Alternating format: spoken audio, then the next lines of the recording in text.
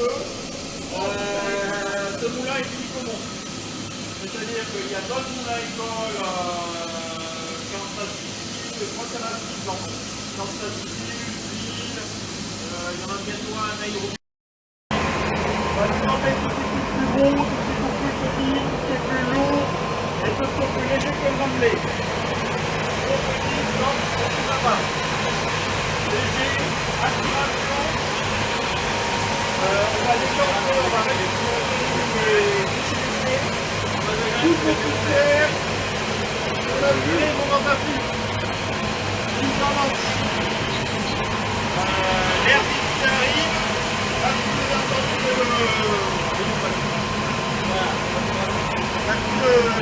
canon, c'est pas le canon, c'est l'orage. L'air qui arrive à l'extérieur. L'air prend grâce au travers des manches, repart à l'extérieur. On a entendu tout le canon et sur les...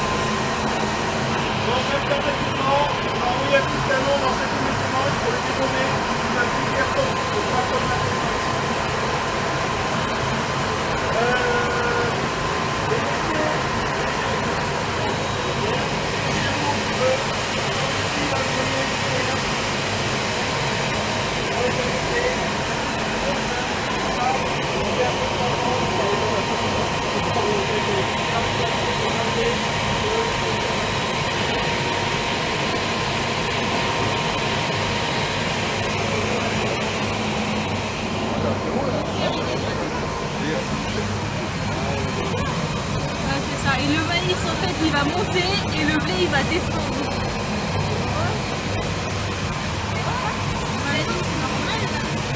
C'est quoi ça?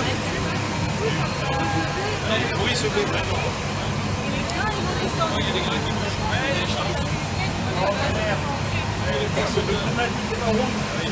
Donc, ça fait des vibrations. Ouais, parce que je croyais qu'il était en route, mais tout doucement, et je me dis, il est vraiment pas violent. Non, là, il est en route, il y a des... Ça, là. Et ça, ils sont réduits, ils sont calibrés au minimum, mais si on les fait bouger, on peut continuer le maximum.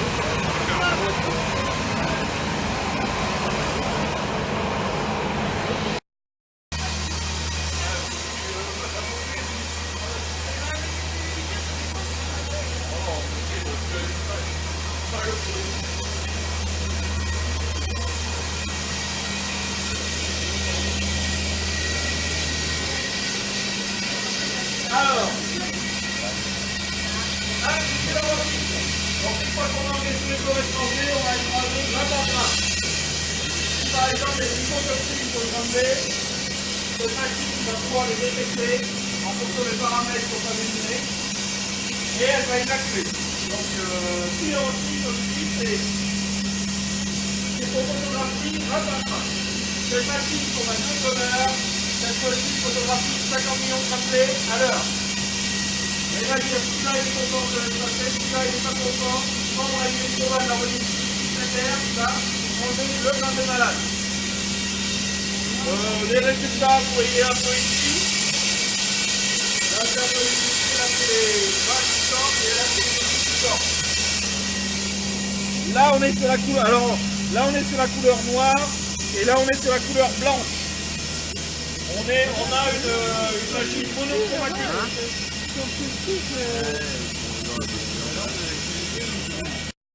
Mieux avant, parce qu'il n'y avait pas les caméras haute définition, toutes ces merdes-là, elles restaient dedans.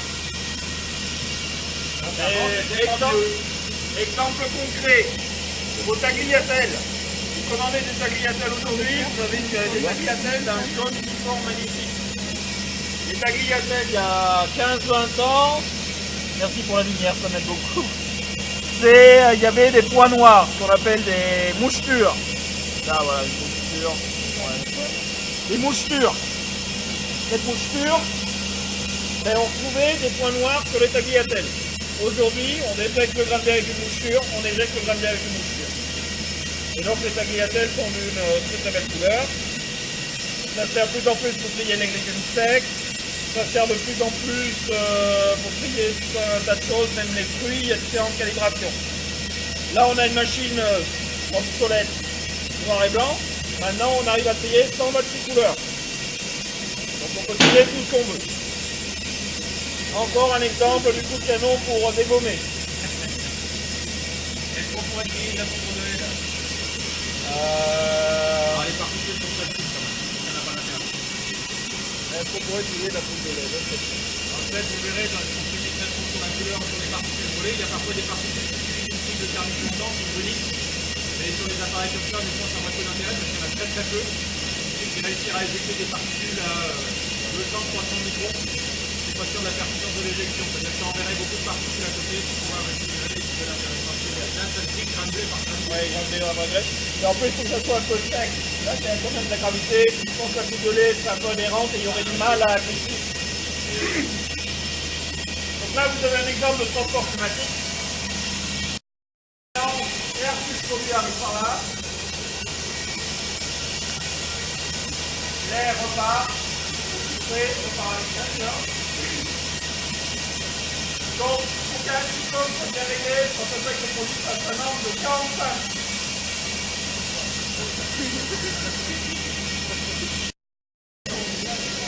On va casser la section pour aller en haut. Juste pour avoir la fenêtre, on va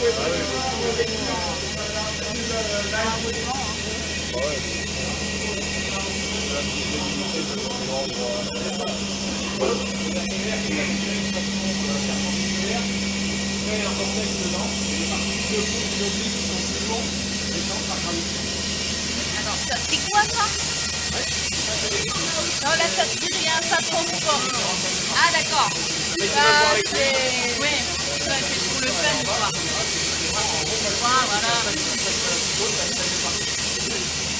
En fait c'est la même chose avec les fonctions. le blé arrive à 13 d'humidité, on va monter à 7-13. Quand c'est ça, le grain de blé gonfle. On flanc, on ouvre le sillon. On ouvre le sillon, on a le deuxième nettoyage qui est très facile. On va venir brosser et brosser le sillon et on démarquer le sillon. Contrepoint. L'enveloppe extérieure, c'est de la cellulose. Au plus de cellulose, ça va être beaucoup plus souple. Donc ça va permettre de séparer plus facilement l'amande de l'enveloppe extérieure. Enfin, dernier point, l'eau on va passer à l'intérieur, on va commencer à fractionner l'amande. Donc nous, on consomme moins d'énergie pour sortir l'appareil.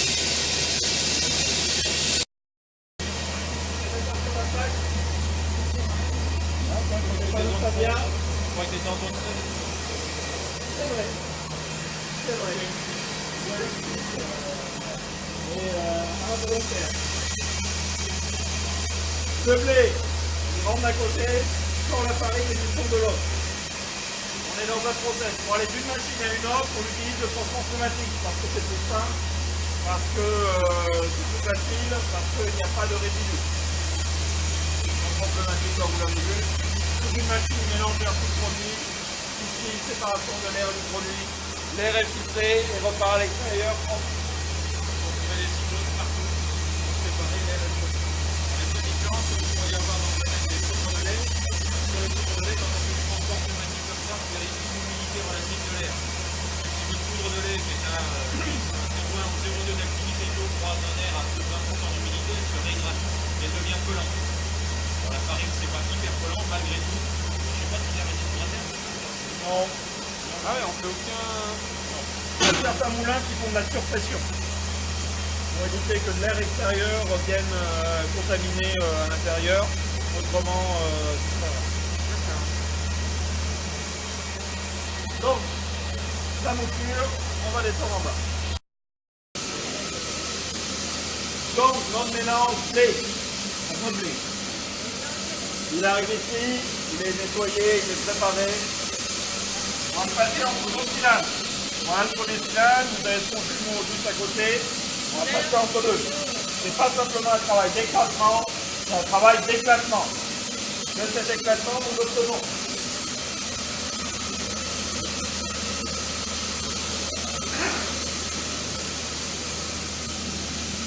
Avec de la farine adhérente.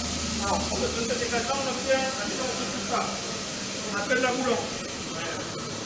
Cette boulante, on va l'amener dans le planchisseur. Dans le planchisseur, il y a des familles. C'est la terre, c'est avec granulométrie.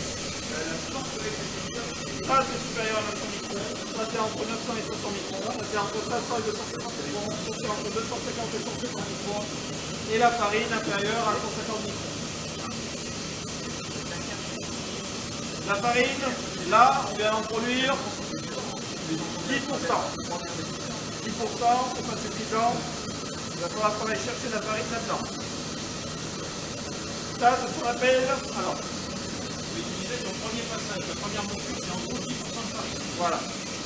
Donc tout le reste, c'est pas de la farine, Il faut aller chercher. faut aller chercher. Le sang, il y a de la farine adhérente. Donc vous avez vu, il y avait des camions de plus en plus petits.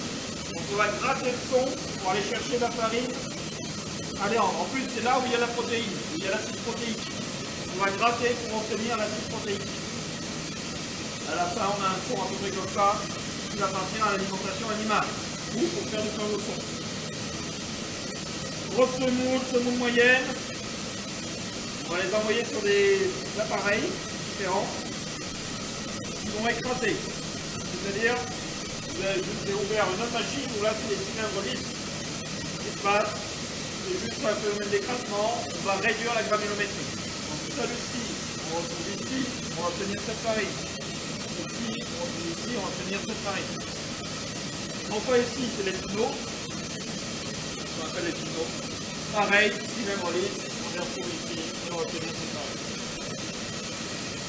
Une fois qu'on a fait ce passage, ces deux, ici là, on a fait 65% de travail, 65% de farine. C'est pas encore suffisant.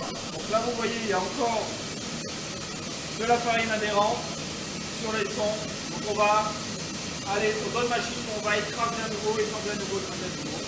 À la fin, pour une farine type 55, on a environ entre 75 et 80% de farine. Alors, farine type 55, c'est une farine avec moins de 0,6% de matière minérale en son sein.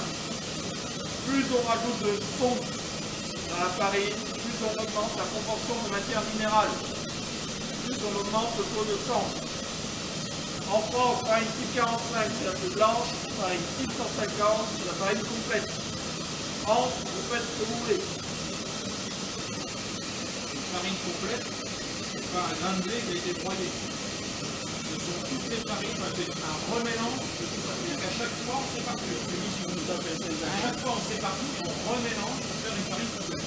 Voilà pourquoi la farine complète est plus chère. La recomposition derrière. Parce qu'on maîtrise mieux la recomposition.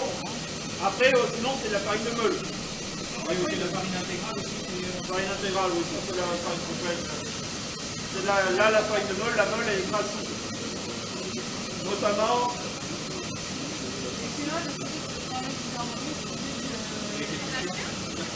Qu'est-ce que. À votre avis, qu'est-ce que c'est?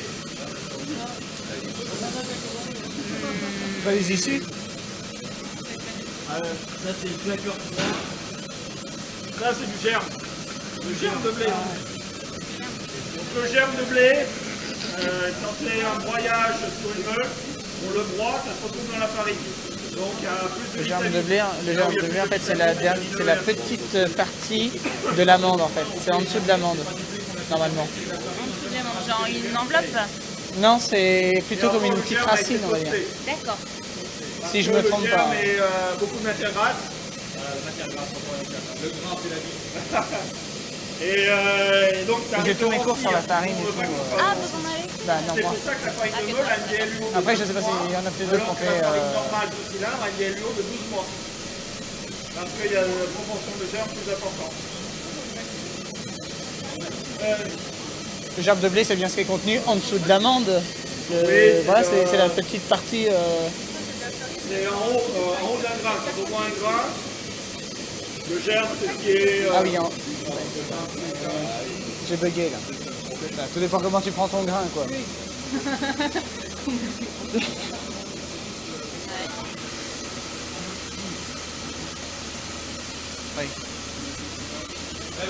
Alors, Bien, voilà. parce que moi je vais retourner dans l'autre sens. Hein? C'est pour ça que je disais en bas, parce que moi je vais retourner dans l'autre sens. En fait, c'est- Ça peut, oui, ça dépend. Oui, non mais. Ça dépend où on veut. Voilà. Un peu bête. On est en train de faire, on est en train d'extraire du blé où on a un souci au niveau du mouillage. Donc on le ressort pour regarder son humidité. Ou sinon, il part se brosser, il passe dans les appareils. On aurait moins mal avec eux que la meuf, ils sont trop pourris. La meuf, ils sont trop petites, elle le sort sur un, ça fait un super. Donc il faut regarder les choses. Sérieux? Non, Il passe dans les appareils à cylindres. Donc à chaque passage, on fait de la farine qu'on rassemble et que l'on va stocker ensuite. Le corps-bouche-terre qui sert à tamiser. Ça, c'est des détacheurs à turbine qui sont des compléments de mouture. Le transport pneumatique qui est matérialisé. Le filtre avec son pneumatique. Et puis ça, c'est la spécificité de ce moulin, c'est pouvoir copier n'importe quel diagramme. Quelqu'un veut faire des expériences, on va copier son outil de production. Une fois qu'on aura copié son outil de production, il va, les expériences qu'il aura faites là, il pourra les retranscrire directement sur son outil industriel. Parce qu'on a été le plus proche possible de son outil de production. Voilà. Oui, parce que contrairement aux laiteries où les gens en laiterie installent un peu le matériel qu'ils veulent aussi, les moulins sont tous conçus à peu près de la même façon. À peu près, oui. Tous le même matériel. Le même matériel, et ça date de la fabrique canadienne, début du XXe siècle. On a juste rajouté les sur, pour réduire la granulométrie sur un détacheur à turbine. Et ça va bien marcher, on a eu de bons résultats. Donc ce que vous pouvez trouver en industrie laitière que vous ne trouvez pas forcément ici, c'est peut-être aussi bien, c'est les broyeurs à marteau. C'est l'alimentation animale. Les broyeurs à marteau, ça fait énormément de mousse. Parce qu'apparemment celui-là est plus fin. Ah oui, ça passe par là. Ça Ouais. voit. Ah oui, celui-là en fait il est lisse. Les autres étaient striés, celui-là il est lisse en fait. Ça c'est le plancher de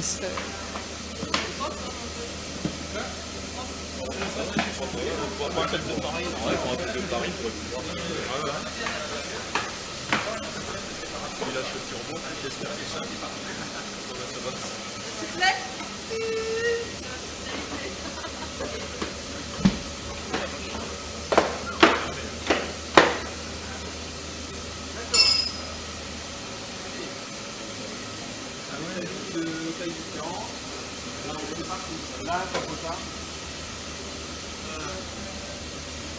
Et autrement, quand il y a des tapotins, il y a des grillades, tout ça, un tapotin. Donc les tapotins là, ils servent à quoi? À dégommer. Empêcher que les particules se bloquent dans les tamis. Et du coup ça vibre un peu et le tapotin il se déplace? En mouvement planétoire, le tapotin, il est, comme vous voyez, il a une bille au milieu et il va se balader comme ça. Et puis il est balancé de tous les côtés et il va racler le tamis. Il va brosser tout le tamis. Et l'ensemble L'ensemble, un mouvement planétoire. Ah d'accord. et le tapotin du coup il va se déplacer. Il va se déplacer à tout ça. C'est pas en abîmer parce que c'est pas non plus Ah ben oui. c'est pas un gyroscope non plus. Tout à fait.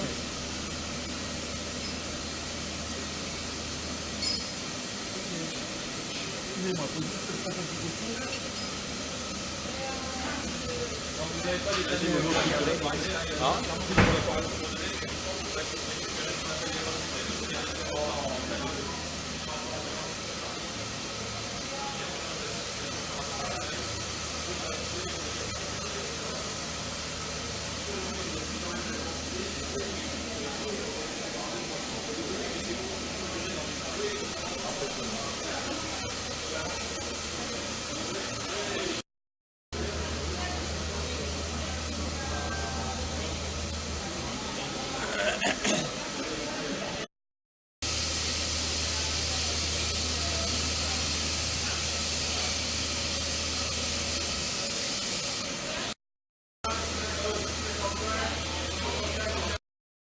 Avec une grande vitesse et une petite vitesse. On commence à remplir ces sacs de 25 kg, on commence à aller vite, grande vitesse pour les 23 kg. Et les deux derniers kilos, la vis va aller plus lentement. quand ça arrive au bon, là on est sur Peson, tac, on arrête la vie, le sac descend, on coupe. Et voilà. Parce que là, concrètement, tu fais de la farine, tu repars chez le client qui t'a demandé de tester le blé. Ça peut être ça. Normalement ça doit être comme ça. Alors pour les produits dangereux,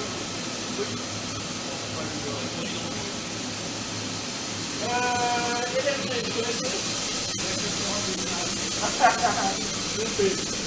LSD, l'ergot du blé, c'est salade du blé.